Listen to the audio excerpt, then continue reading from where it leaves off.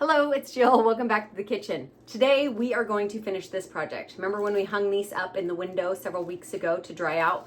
Well, they are very crunchy and they are ready to be processed into powder for cooking with, for seasoning, all that kind of stuff. Full transparency, I tried this once earlier this year in the season with my dehydrator and I failed miserably. Here's why. I didn't get them dry enough. When I used my dehydrator, I dehydrated it for the amount that it said to do it, for however many hours, plus about an extra 5 hours on top of that. I did it at the lowest temperature on my dehydrator. I felt like, and I sliced everything into little tiny little rings. And so I thought there's no way these things can't be dried out. But they still felt a little bit pliable. Like I couldn't just crush them in my finger. I would just kind of squish them. And I thought that's probably not dry enough, but I can't imagine how much longer I need to go in this dehydrator. So against my little voice in my head, I went ahead and I ground them up and I put them in a mason jar. And within a week, I came back to a fuzzball, a complete and utter mold, growing, grossness, nastiness. It was disgusting because they were not dry enough. Now, I'm no professional at dehydrating or preserving peppers by any means, but the internet tells me, because they are, right? That if you do have peppers that are like that, if you properly store them, you can still save them for some time. But there's a guy, the Pepper Geek, I think is his name, and he talks about how he does that. He dehydrates just to that point where they're still pliable, squishy, but most of the moisture's out of them. He rehydrates them in dishes or adds them to his ferments and things like that. So if you happen to be dehydrating and it feels like it's just not getting dry enough, hang them up, find another way, or just make sure you store them properly. It's no fun when you have a bunch of food that you prepare and you put time into and it doesn't turn out the way you want to, but it's also an excellent way to learn. So I don't discourage learning because that's what put me here. I wasn't taught all of these skills as a younger child or a young woman.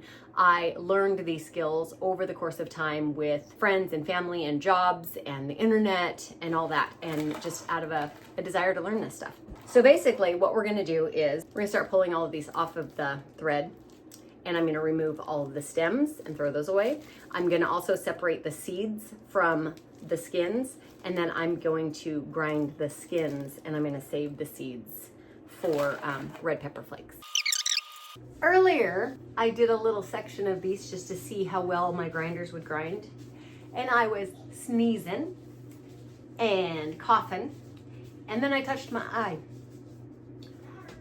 Even right now, some of this stuff is getting down into my throat and I haven't even cut the peppers open yet. So I recommend to do this in a well-ventilated area. The guy, Pepper Geek, he actually recommended that you do the grinding part outside. I'm not gonna do that because it's a little windy today, but I'm gonna feel it, I'm pretty sure, anytime you're working with pepper. So I'm just gonna pop these tops off, separate the seeds from the skins, and then I'm gonna grind up the skins. And that's pretty much all that we need to do now that we have just let the sun do the most of our work. I'm gonna have to look and see how many weeks have we had these hanging in the window. I'll look that up. I'll put it on the screen somewhere. Now, of course, if you want to leave the seeds in, you certainly can for extra heat. The only difference is that you're not going to get as fine of a grind if there's a lot of seeds left in there. But perhaps if you have something that grinds really well, maybe you won't have any trouble with that. But that is certainly personal preference.